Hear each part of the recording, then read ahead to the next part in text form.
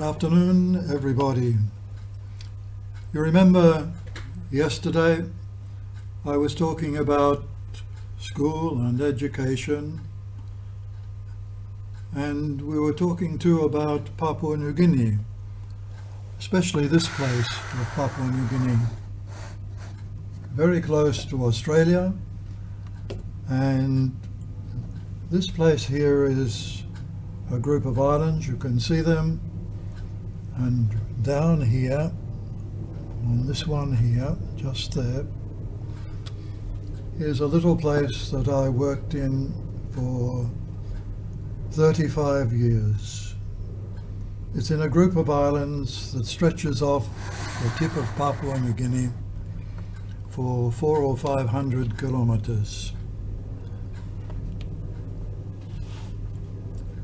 So while you were going to school, some of you, or to university, or to TAFE, or whatever,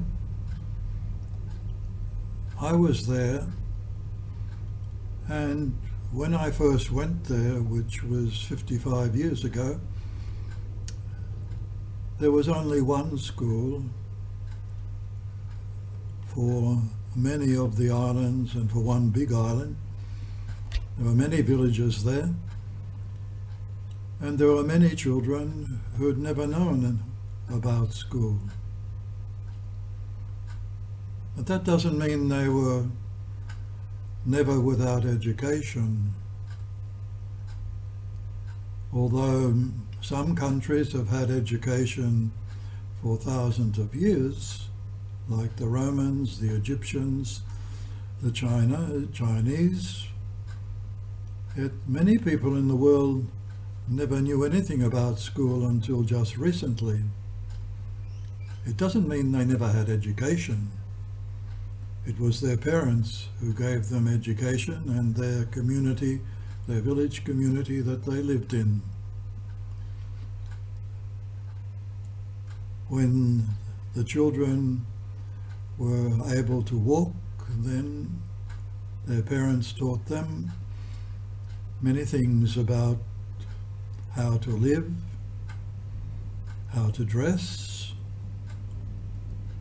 how to relate to other people outside the family, how to address people, and when they got able to walk pretty good, the girls were taken by their mother or their sisters or their aunties to the food garden, which was in the bush, either on the island where they were, or they had to paddle over to another island where they had their food gardens. And there they watched and helped in their little way their mother tending to the food garden, which was very important because from that garden people kept themselves alive, more or less. The men and the young boys fished, and the whole family fed pigs, domestic pigs, and that's the way they kept themselves, gave themselves meals and kept themselves alive. So both girls and boys had the education that life brings in the community and in the gardens.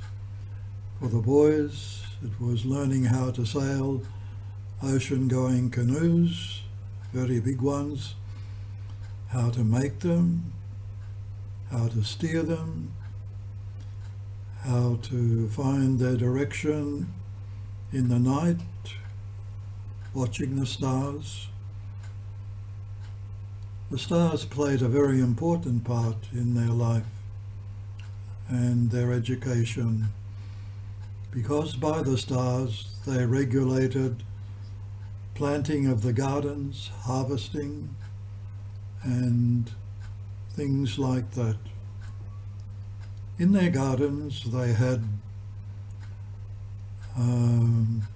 mainly root crops, yams, sweet potato, cassava, and there are other things too, pineapples, bananas, and other fruits from the bush.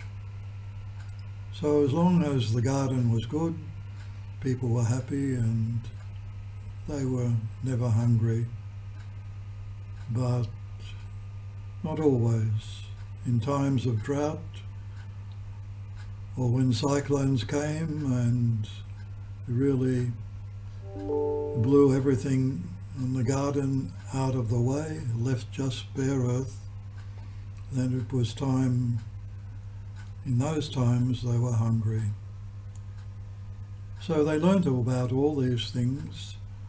It was the education given to them by their parents. And there were many millions of people in the world at that time who had the same kind of education, whether in Africa or parts of Asia. That was their education. School didn't exist. But after the war in the Pacific ended, and some Australians came to Papua New Guinea, people who were to provide schools and commence school education for people who had never had it, then they came to these islands. So my story will go on tomorrow about what's happened to education and to schools in Papua New Guinea. For now, God bless you. We'll see you again.